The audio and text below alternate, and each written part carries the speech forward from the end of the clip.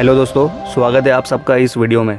दोस्तों, इस वक्त हम सबसे बड़ी महामारी से जूझ ही रहे थे और अब एक नई प्रॉब्लम आ गई है, टिड्डों के झुंड का हमला। अगर अंग्रेजी में कहूँ तो लोकस्ट अटैक। दोस्तों, ये एक बहुत बुरी खबर है किसानों के लिए, ना कि सिर्फ इंडिया में, क्योंकि ये जो अटैक शुरू हुआ था हॉर्न ऑफ अफ्रीका से, अफ्रीका में हजारों लाखों किसान बर्बाद हो गए। फिर ये टिड्डी दल यमन पहुंचा, फिर ईरान और अभी पाकिस्तान में बहुत से लोकस्ट क्रॉप बर्बाद कर रहे हैं। वो अब इंडिया में आएंगे। तो इस वीडियो में हम जानेंगे ये कौन से टिड्डे हैं, किस प्रजाति के हैं, कितना डैमेज कर सकते हैं और इनको रोकने के लिए हमारे पास क्या क्या सॉल्यूशंस है। तो आखिर तक देखना दोस्तों इस वीडियो को। तो चलिए बिना वक्त गवाए शुरू करते हैं आज का वीडियो। पहले दोस्तों टिड्डियों के बारे में थोड़ा जान लेते हैं। इंग्लिश में इन्हें लोकस्ट कहा जाता है। आप सोच रहे होंगे क्या यह ग्रास हॉपर्स है? जी हाँ, आप कह सकते हैं। जो ग्रास हॉपर्स का लार्ज स्पीशीज ट्री है उसमें से ही ये आता है। लोकस्ट आमतौर पर डेजर्ट के रीजन्स में पाए जाते हैं। वैसे ग्रास हॉपर, क्रिकेट और लोकस्ट एक ही फैमिली से है, लेकिन अगर लोकस्ट को ग्रास हॉपर और क्रिकेट से कंपेयर किया जाए तो लोकस्ट की लाइफ 2 फेज में है। मतलब समझ लो लोकस्ट के 2 अवतार है और ये 2 अवतार ग्रास हॉपर और क्रिकेट में नहीं होते।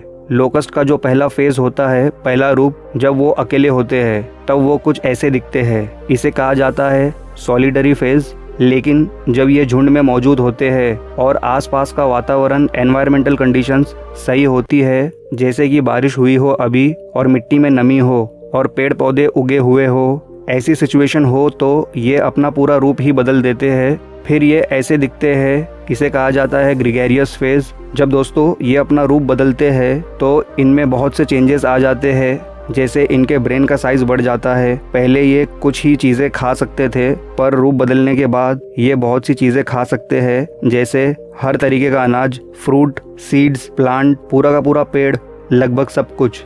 रूप बदलने के बाद एक लोकस्ट अपने वजन जितना खाना खा जाता है और पहले के कंपेयर में इनकी ताकत काफ़ी बढ़ जाती है और ये बहुत एक्टिव हो जाते हैं। तो इस तरह के चेंजेस इस नए रूप में देखने मिलते हैं। अगर ग्रास हॉपर और क्रिकेट की बात करें तो ये इतना नहीं उड़ सकते, लेकिन लोकस्ट ऐसे ग्रास हॉपर्स है जिनके पास उड़ने की कमाल की क्षमता है। ये कॉन्टिनेंट्स पार कर सकते हैं उड़ के, और एक साथ ये 150 बिलियन, 200 बिलियन, मिलियंस की नहीं बिलियंस की बात कर रहा हूँ। इंसान पूरी दुनिया में 7 बिलियन के आसपास है। इनका सिर्फ एक स्वॉर्म 150 से 200 बिलियन का हो सकता है और एक बार में कई स्वॉर्म इनके लगातार अटैक करते रहते हैं। इसलिए ये चीज़ बहुत डेंजरस है। बहुत से इंसेक्ट्स होते हैं जिनकी लाइफ बहुत छोटी होती है, लेकिन ये लोकस्ट जो है ये 10 हफ्तों तक जिंदा रहता है। ऐसा नहीं है कि ये एक दिन में मर जाते हैं। ये बहुत स्ट्रॉन्ग क्रीचर्स है। तो सॉलिडरी फेज वाले लोकस्ट से हमें कोई प्रॉब्लम नहीं है। प्रॉब्लम तब होती है जब ये क्राउड में होते हैं और ये ग्रेगेरियस फेज के होते हैं। तब ज़्यादातर इनका अटैक जो देखा गया है ड्यूरिंग जून और जुलाई मानसून सीजन के आसपास, समर और मानसून सीजन के आसपास। और जहाँ तक बात आती है ट्रैवलिंग की, तो इनका जो स्वॉर्म है बिलियंस का, एक दिन में 150 किलोमीटर का एरिया कवर कर सकता है। और इस ट्रैवलिंग में ये जहाँ भी रुकेंगे फसलें बर्बाद कर देंगे। टोटली किसानों का बहुत ज़्यादा लॉस हो जाएगा। और ये फैलते कैसे है? क्या ये बस एक स्वॉर्म बन गया तो आगे बढ़ते रहता है? नहीं, ये रास्ते में रिप्रोड्यूस भी करते हैं। फॉर एग्जाम्पल, अफ्रीका से जो स्वॉर्म आएगा towards middle east, gulf state, उसके बाद पाकिस्तान, इंडिया की तरफ, तो रास्ते में ये रिप्रोड्यूस भी करेंगे। ये बहुत जल्द अपनी आबादी को 20 गुना तक बढ़ा सकते हैं लगभग 3 महीनों में। और इसलिए ये काफ़ी डेंजरस है। कई कंट्रीज़ की स्पेशली एग्रीकल्चरल इकोनॉमीज़ है, जो कि इंडिया और पाकिस्तान आज भी काफ़ी हद तक है। इन कंट्रीज़ के लिए बहुत बुरा हो सकता है। लोकस्ट में कुल 4 स्पीशीज़ है जो इंडिया में पाई जाती है। Number 1 desert locust, number 2 migratory locust, number 3 Bombay locust, number 4 tree locust. इनमें से बॉम्बे लोकस्ट स्पीशीज़ काफ़ी स्ट्रॉन्ग स्पीशीज़ है और हॉर्न ऑफ अफ्रीका की तरफ से जो लोकस्ट आ रहे हैं वो डेजर्ट लोकस्ट है। 11 फरवरी 2020 को यूएन ने इंडिया पाकिस्तान को वार्न भी किया था कि भारी मात्रा में टिड्डी दल के हमले हो सकते हैं अप्रैल मंथ के बाद।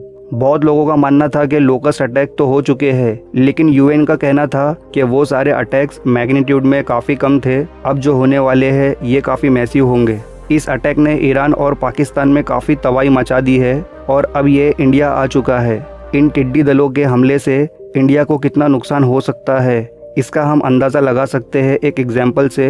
अगर आप देखोगे हमारे पड़ोसी मुल्क पाकिस्तान को, पाकिस्तान में इस लोकस्ट अटैक के बाद वहाँ के किसानों का कहना है कि वो लोग भूखे मर जाएंगे। यूएन के food and agricultural organisation FAO के अकॉर्डिंग पाकिस्तान को टोटल लॉस हुआ है विंटर क्रॉप और समर क्रॉप दोनों मिलाकर लगभग $6 बिलियन से भी ज़्यादा का नुकसान हुआ है, जो भारतीय रुपए में होता है करीब 45,000 करोड़ रुपए का नुकसान। अगर आप किसी भी मेजर रिलीजन में देखोगे, चाहे हिंदुइज्म हो, इस्लाम हो या क्रिश्चियनिटी हो, वहाँ पर कहीं ना कहीं लोकस्ट अटैक का मेंशन किया गया है और इतिहास में भी बताया गया है।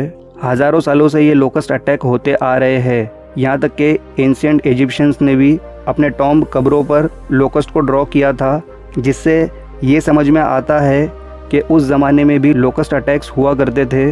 उस टॉम्ब पर रिसर्च करने पर यह पता चला कि वो लोकस्ट का ड्राइंग 2400 BC के वक्त का है, तो अब अंदाज़ा लगा सकते हो कितना पुराना है। बाइबल में जो लोकस्ट अटैक मेंशन है वो इजिप्ट में हुआ था अराउंड 1400 BC, तो अब हम समझ सकते हैं कि ये बहुत ज़माने से चली आ रही प्रॉब्लम है। लेकिन आज ये जो लोकस्ट अटैक्स हो रहे हैं, इसके लिए इनडायरेक्टली क्लाइमेट चेंज को रिस्पॉन्सिबल माना जाता है, क्योंकि क्लाइमेट चेंज की वजह से इंडियन ओशन ज़्यादा गर्म हो रहा है और समुद्र के गर्म होने की वजह से बारिश और भी ज़्यादा एक्सट्रीम हो जाती है। तो ईस्ट अफ्रीका में दिसंबर 2019 के वक्त बहुत तेज़ बारिश आई और फ्लड्स भी आया।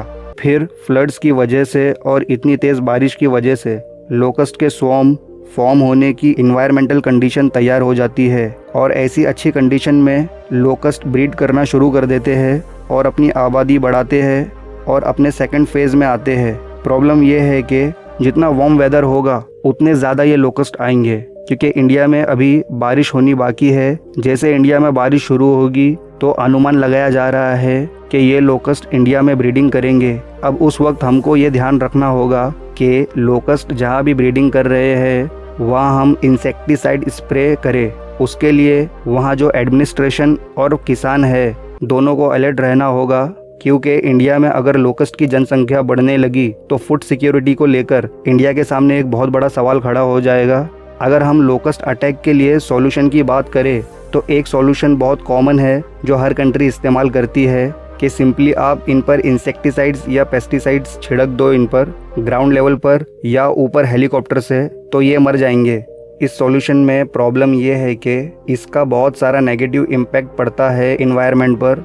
एक सॉल्यूशन ये भी है कि इंसान खुद टिड्डियों को खाने लग जाए। आज तो ये पॉसिबल नहीं है, जैसे वीडियो में पहले हमने देखा ये प्रॉब्लम हज़ारों सालों से आ रही है। अफ्रीका, मिडिल ईस्ट में पुराने ज़माने में जब ये लोकस्ट अटैक होते थे तो वहाँ के लोग टिड्डियों को ही खा लेते थे, क्योंकि टिड्डी दल सारे क्रॉप्स को डिस्ट्रॉय कर देते थे और लोगों के पास खाने के लिए कुछ बचता नहीं था। और इसमें एक अच्छी बात ये भी है कि ये काफ़ी अच्छे प्रोटीन सोर्स है, इनमें 72% प्रोटीन होता है। इज़राइल में आज भी लोकस्ट एक फेमस डिश है जो लगभग आपको इज़राइल के काफ़ी रेस्टोरेंट्स में मिल जाएगा। और एक तीसरा और आखिरी सॉल्यूशन ये है कि लोकस्ट हाई फ्रीक्वेंसी नॉइज से दूर भागते हैं। अगर आप इनके सामने ज़ोर से चिल्लाओगे या कोई आवाज़ करोगे या फिर डीजे ही बजा लो, इससे ये दूर भागेंगे। लेकिन ये सॉल्यूशन काफ़ी हद तक काम नहीं करेगा। आप इन्हें एक जगह से भगाओगे तो ये किसी दूसरी जगह जाकर नुकसान कर देंगे। इसी तरह डिस्ट्रक्शन चलता रहेगा। इस तरीके से चाहो तो आप सिर्फ खुद के खेत बचा सकते हो, पर सबके नहीं।